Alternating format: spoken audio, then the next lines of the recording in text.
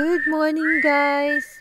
This is my kind of morning here at the province. For 2 decades, ito po ang aking umaga dito sa province. Ako po'y prinsesang tamad. Ang bait po na aking mga biyanan, hindi ko yan ipagpapalit dahil tanggap nila ko na ako ay tanghali gumising. Lalo na tuwing winter talagang gumigising ako ng may kumot na nakabalot pa sa katawan ko.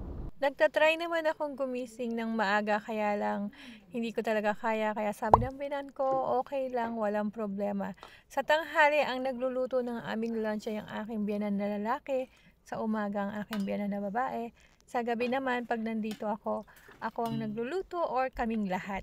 Isa sa mga banding namin dito ay ang magluto kami na sabay-sabay ganun habang nagkukwentuhan. So dahil nauna na yung dalawa kong biyanan, kaya kami nilang ng asawa ko ang kumakain dito sa dirty kitchen.